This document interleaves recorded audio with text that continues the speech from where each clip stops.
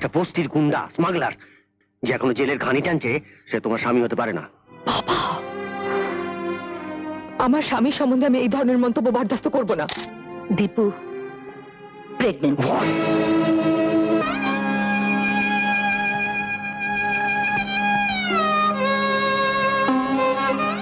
নলিনী, বলো দাদা। এত বড় একটা স্ক্যান্ডাল জানাজানি হয়ে গেলে আমি মুখ দেখাবো কি করে? টিপু, টিপু এটা কি করলো?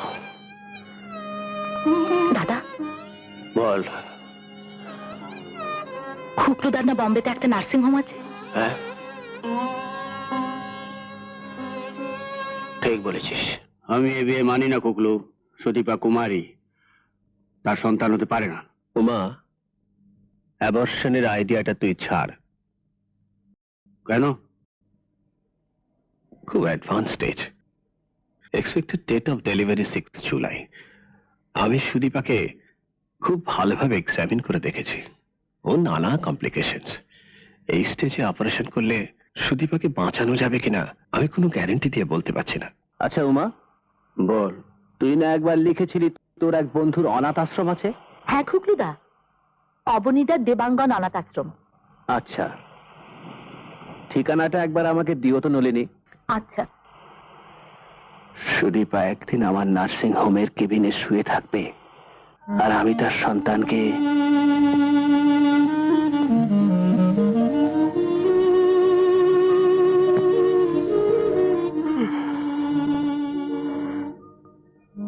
পিসি, বল।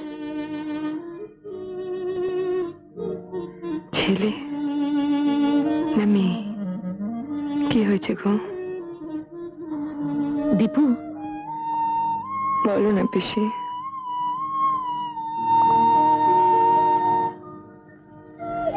তুমি একবার ওকে আমার কাছে আনতে বলো না, বলো না পিসি। অবনী, এ আমার সুদীপার ছেলে দেবাশিস। দেবাশিস? তুমি জানো না পিসি, এই কটা মাস আমার কিভাবে কেটেছে। তোমরা সবাই মিলে আমাকে কত কি বলেছ, আমি মুখ বুজে সহ্য করেছি।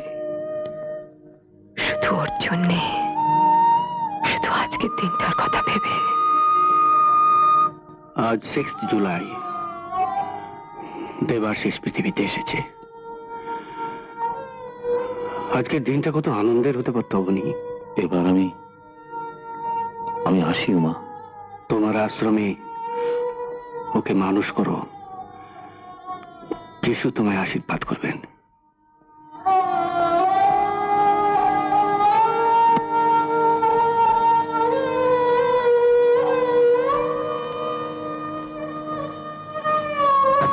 কখন দেখাবে ওকে? তুই একবার ওকে আমার কাছে এনে দাও না পিসি। ওকে দেখার জন্য আমার আমার বুকের ভেতরটা কিরকম করছে। আমি আমি জানতাম না এরকম হয়। সুদীপা, হয়তো বাবা এসে গেছে। বাবা, তুমি একবার খুকলু কাকুকে বলো না ওকে আমার কাছে।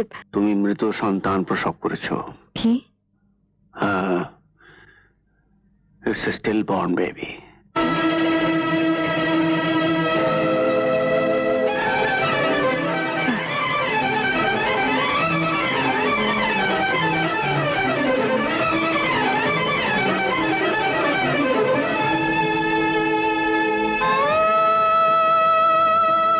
না না বাবা, না না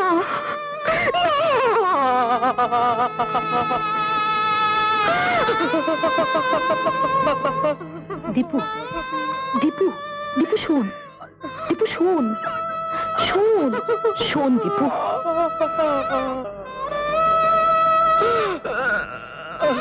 জীবনটা অনেক বড় Dipu. Miles Miles to go.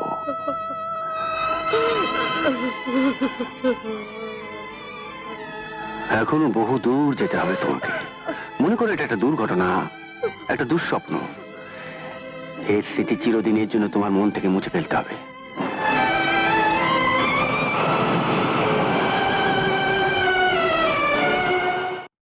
কিন্তু আমার ভালোবাসা, আমার স্বামী, একটা বস্তির গুন্ডা স্মাগলার যে এখনো জেলের ঘানি টানছে, সে তোমার স্বামী হতে পারে না। বাবা, আমার স্বামী সম্বন্ধে আমি এই ধরনের মন্তব্য বরদাস্ত করব না। দিন কয়েকের মধ্যেই তোমাকে আমেরিকা যেতে হবে। সেখান থেকে আর্কিটেকচারে ডক্টরেট করে আসবে। তারপর আমার কোম্পানির সমস্ত দায়িত্ব তোমাকে নিতে হবে। কিন্তু বাবা, আমার জীবন সে তো আমারই।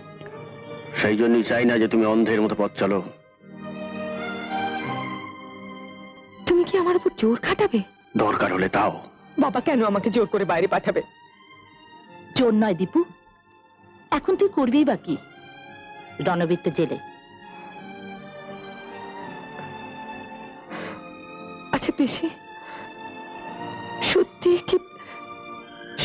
কি রণবীর স্মাগলিং করতে গিয়ে ধরা পড়? কেন, তুই নিজে রণবীরের মামলার রিপোর্ট কাগজে পড়িসনি?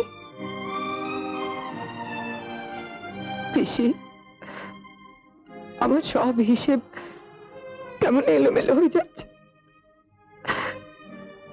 তোমাদের সবাইকে অস্বীকার করে যাকে বিশ্বাস করলাম, ভালোবেসে পালিয়ে গিয়ে যাকে বিয়ে করলাম, সে